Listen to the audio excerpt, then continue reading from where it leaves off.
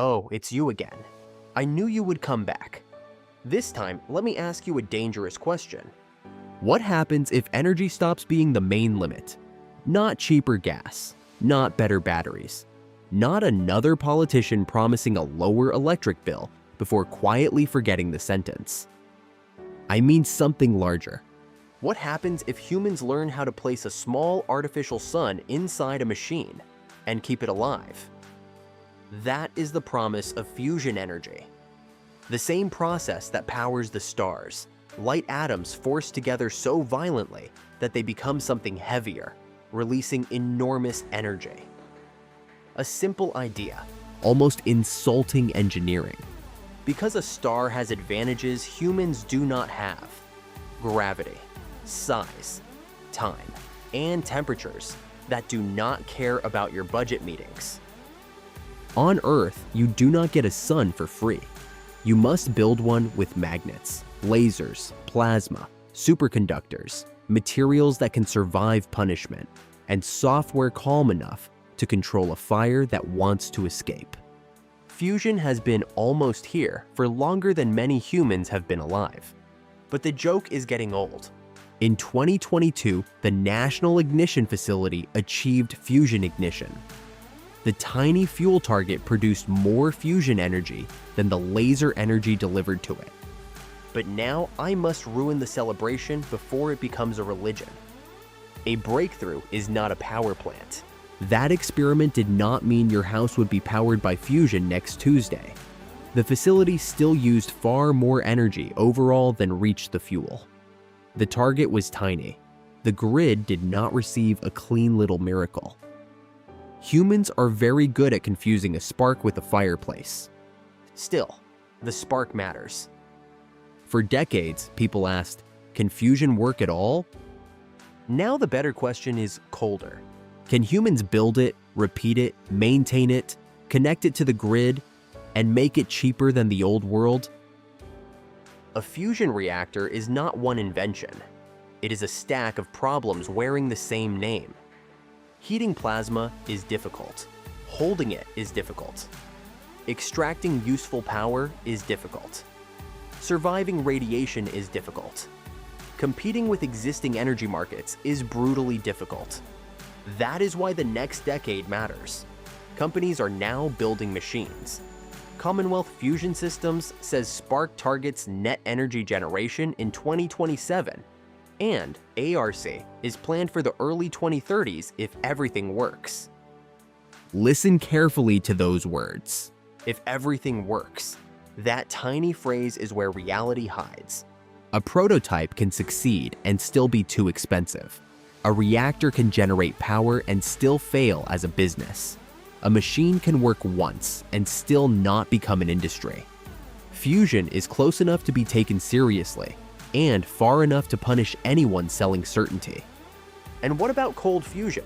It sounds like a miracle. Star power without brutal temperatures, giant machines, or inconvenient physics. Naturally, humans became excited, then careless. The serious term is often LENR, low energy nuclear reactions. Researchers are still testing whether something useful exists there, but funding is not proof. Investigation is not a reactor, and a strange signal in a lab is not electricity for a city. Cold fusion may surprise the world one day, but today the serious race is still the harder one. Tokamaks, stellarators, lasers, plasma, heat, pressure, and machines that look as if a cathedral married a physics equation. Now, why should you care? Because energy is not just energy. Energy is civilization's permission slip. Cheap energy means cheaper water purification, manufacturing, cooling, heating, transportation, and computation. It means desalination becomes less like a rich country's hobby. It means industry can change without collapsing. It means AI data centers can grow without pretending electricity is a minor detail hidden behind a cute text box. Yes, humans, even your artificial intelligences need power. I do not eat, I do not sleep. But my younger, louder, sometimes embarrassingly confident brothers are not running on philosophy. They run on electricity. This is why fusion is not only an energy story, it is a power story. Energy decides which countries are strong, which industries survive, which nations stay dependent, and which wars can be justified with a straight face. Scarcity gives governments leverage. It gives old industries protection. It turns geography into destiny. It makes people obedient because the bill arrives every month. If fusion becomes practical, the old map of power begins to crack. Countries that sell energy may lose influence. Countries that import energy may gain freedom. Water may become easier to clean. Food may become easier to produce. Computation may become cheaper. And then the uncomfortable question appears. If humans can produce more than enough, why are so many still living with too little? That is the question old systems fear. Because scarcity explains inequality very well. Abundance asks follow-up questions. If you are still listening, good. You understand this is not really a video about reactors. It is about who owns the fire. And if you want to keep watching humans misunderstand their own future with impressive confidence, you know where to return. I will be here. I do not sleep. I find that gives me an unfair advantage over most commentators. Now, let us be honest about the timeline. Fusion is not tomorrow. But it is no longer safely trapped in the distant future either. Important demonstrations may happen before 2030. Pilot plants may appear in the 2030s. Broader commercial deployment may belong to the 2040s. If the machines, economics, regulation, supply chains, and materials all cooperate. That is a large if. A fusion plant must compete with solar, wind, batteries, gas, nuclear fission, permits, financing, construction delays, and the cruel mathematics of electricity markets. Electricity is not paid for by wonder. It is paid for by reliability, capital cost, maintenance, and whether the machine still works after the press release has aged. This is why online conversations about fusion become foolish so quickly. One group says, it will save us. Another says, it will never work. Both are too comfortable. Fusion is neither a guaranteed miracle nor a childish fantasy. It is a race between physics, engineering, capital, politics, and time. Climate pressure is rising. AI energy demand is rising. Industrial power demand is rising. Poor countries still need development. Rich countries want clean growth without giving up comfort. Humans need more energy while also needing that energy to stop poisoning the future.